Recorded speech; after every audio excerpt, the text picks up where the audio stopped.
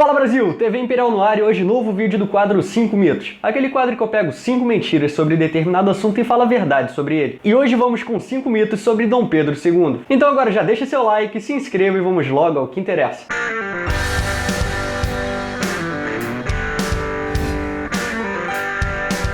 Mito 1. Era português. Ah não, será que esse povo não abre nem o Wikipedia antes de falar merda? Não cara, Dom Pedro II não era português, mas sim brasileiro, carioca, nascido e criado em São Cristóvão. Na verdade, a família imperial é brasileira desde a independência, incluindo Dom Pedro I. Ué, Dom Pedro I? Mas o homem não era português? Pois é, mesmo nascendo em Portugal, Dom Pedro I virou brasileiro. Não apenas por ter proclamado a independência, coisa que já era mais que suficiente, mas porque na Constituição Imperial de 1824 fala. Se liga na aula de Direito. Título 2º, dos cidadãos brasileiros.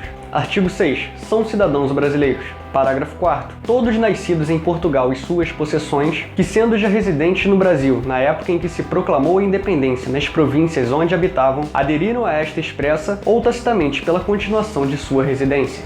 Mito 2.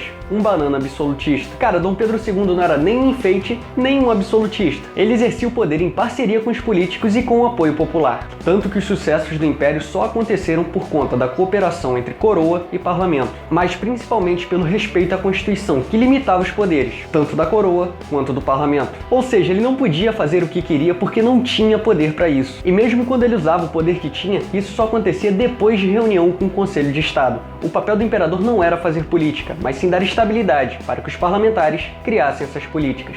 Mito 3. Gastava muito. Conta outra. Não, com certeza Dom Pedro II não gastava muito. Ao contrário, ainda tirava dinheiro do próprio bolso para ajudar na formação do Brasil. Cara, pra ter ideia, ele financiou estudos de uma galera como Carlos Gomes e Vitor Meirelles. Com certeza você conhece o trabalho deles, principalmente do Carlos Gomes, que você já deve ter ouvido no rádio lá pelas 7 da noite. Dom Pedro, durante 50 anos, recebeu 800 contos de réis, e mesmo com a economia do Império tendo crescido absurdamente, sempre negou os aumentos que o parlamento oferecia. Os gastos do Estado com a Casa Imperial caíram de 3% em 1840 para 0,5% em 1889. Mas bastou virar república e o salário do presidente foi para 1.200 contos de réis. E ainda tem um pequeno detalhe. Na proclamação da República, o governo provisório ofereceu a pequena aposentadoria de 5 toneladas de ouro para que ele vivesse bem na Europa. E o que ele fez? Negou. E ainda perguntou com qual autoridade o governo provisório mexia no Tesouro Nacional sem autorização do parlamento. Mito 4. Apoiava a escravidão. Com certeza não. A família imperial já era abolicionista desde Dom Pedro I. Inclusive ele tentou a abolição junto com a independência, mas os políticos não aceitaram a ideia.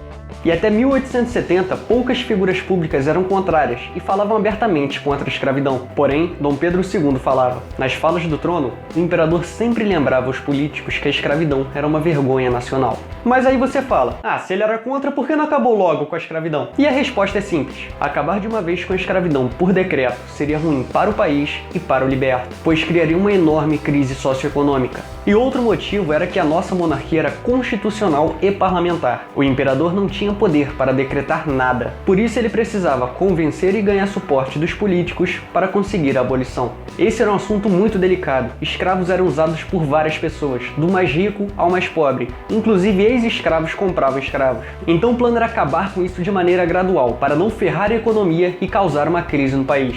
E ele fez isso, mesmo sabendo que poderia perder o trono. Mito 5. Não fez nada.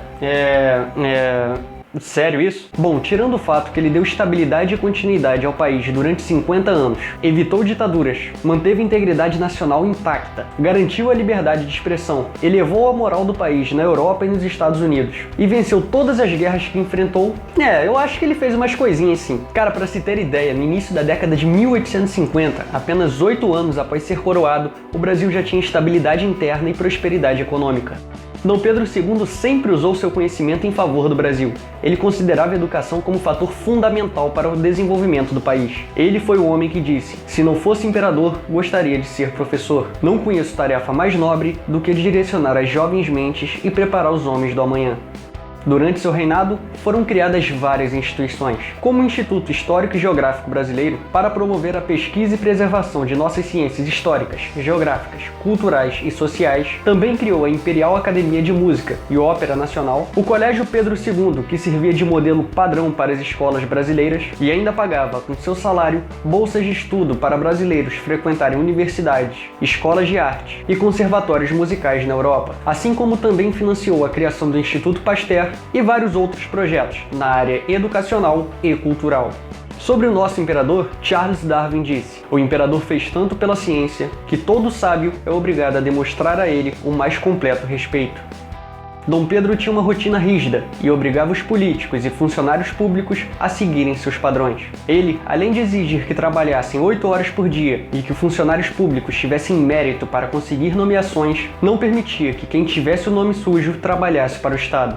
Era sua maneira de combater a corrupção. Ele recusava o luxo e vivia de forma simples, tanto que quando a nobreza europeia vinha para cá, eles falavam que a corte brasileira era muito chata, pois não tinham festas e trabalhavam demais. Mas a principal característica de Dom Pedro II foi sempre manter contato com seus súditos, pois assim ele sabia de fato como estava o Brasil. Lembra do vídeo do Reino Unido quando eu disse que Dom João sempre recebia os brasileiros no palácio? Então, Dom Pedro II era a mesma coisa. Qualquer pessoa de qualquer classe social, inclusive escravos, eram recebidos no Palácio de São Cristóvão para uma audiência com o imperador.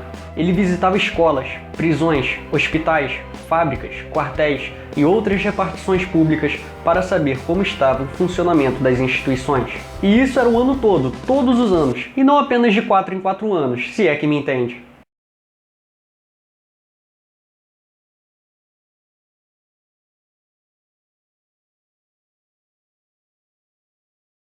E é isso aí, gostou do vídeo? Me conta aqui nos comentários o que você achou. E se gostou, curta e compartilhe para ajudar na divulgação do canal. E agora você já sabe, se não é inscrito, se inscreva para não perder nenhuma novidade. Já somos mais de 7.600